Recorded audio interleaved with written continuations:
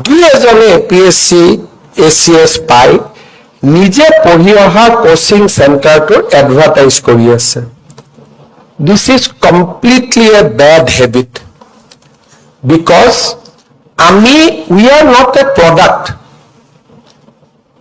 আমি কোচিং চেণ্টাৰত যদি আমি এডভাৰটাইজ কৰো then we are defaming our own merits. কাৰণ আমি মেৰিটৰ কাৰণে পোৱা নাই, কোনোবাই ভাতৰ দৰে কেইটামান কথা শিকাই দিয়াৰ কাৰণে আমি এপিএসসি পাইছো। আৰু দুই এগৰাকীয়ে বৰ গৌৰৱেৰে কয় যে অমুকখনত পঢ়াৰ কাৰণে মই পালো। I don't agree. মই ভাবো you have a brain, that is why you have got it. এই কথাটো সদায় মনত ৰাখিব লাগে। আমি যদি এই কামটো কৰো দুখীয়া ল'ৰা ছোৱালীবোৰ ক'ত যাব? তেতিয়া মানুহৰ মনত এটা ধাৰণা হ'ব যে নিকা নিযুক্তি মানে কোচিং চেণ্টাৰ নিযুক্তি।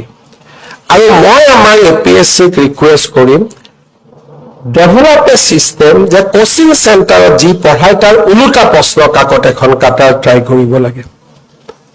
আৰু I will guide you because we cannot have bhato in our system. আৰু মই ভাবো যে দুদিন পিছত ইউপিএসসি এপিএসসি মেম্বাৰ বিলাকৰ ওপৰত এলিগেশ্যন আহিব যে you do not take money from the candidates but you take money from coaching institute. এইবাৰ মই এডভাৰটাইজ কৰালৈ যাক মই দেখিছো, পিছত I will speak to all of you personally. I am little bit worried.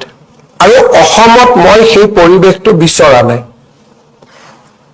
স্কুলত কোচিং চেণ্টাৰ হওক, কলেজত coaching centre হওক, but we cannot make it a business. সেইকাৰণে এছবিক ক'ব তেওঁলোকে কি পঢ়াই জানিব লাগে আৰু তাৰ উল্টা প্ৰশ্ন এখন কাটি দিব লাগে। আৰু উই হেভ টেলেণ্ট যে যি পঢ়াই তাৰ উল্টা কাটিব পৰা উই হেভ চিষ্টেম।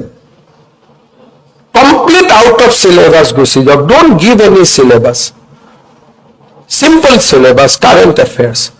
আৰু কাৰেণ্ট এফেয়াৰ্ছো এনেকুৱা সোধক যে ইণ্ডিয়ান ফৰেক্স ৰিজাৰ্ভ এই সপ্তাহত কি হৈছে। কোচিং চেণ্টাৰে ডাইনামিকটো ৰাখিবতো নোৱাৰে। আজিৰ দিনত ইণ্ডিয়ান ফৰেক্স কিমান ৰিজাৰ্ভ, গল্ডৰ পাৰ্চেণ্টেজ কিমান, কাৰেঞ্চিৰ পাৰ্চেণ্টেজ কিমান, চাৰ্ভিচৰ পৰা কিমান আহিছে, এক্সপৰ্টৰ পৰা কিমান আহিছে। গো ফৰ ফাইনাৰ ডিটেইল। কাৰণ আমি ইয়াক কেতিয়াও প্ৰডাক্ট কৰিব দিব নোৱাৰো। And from next year I also speak to all of you that we have to devise a complete new system so that coaching center কৰা কোনো ল'ৰা ছোৱালী পাছ কৰিব নোৱাৰে। কাৰণ এই যে বোৰ্ডত নামবোৰ লগাই এডভাৰটাইজ কৰি থাকে, আমি যদি 4 লাখ টকা মেম্বাৰক দিয়া নাই, কোচিং চেণ্টাৰক দিছো, টকাটো ৰিকভাৰী কৰিবৰ কাৰণে আকৌ চেষ্টা কৰিম। So এই বোৰ্ড লগোৱা চিষ্টেমটো, আৰু মই মুখ্য সচিব ডাঙৰীয়াক অনুৰোধ কৰিম demolish those boards within a week. যিমান বৰ্ড আছে, দিছ ইজ নট ডান। এই কোনোবাই ক'ব মই ছেকেণ্ড হলো, মই থাৰ্ড হলো, মই ফৰ্থ হলো। আৰে আমি নিজৰ ব্ৰেইনত হোৱা নাই।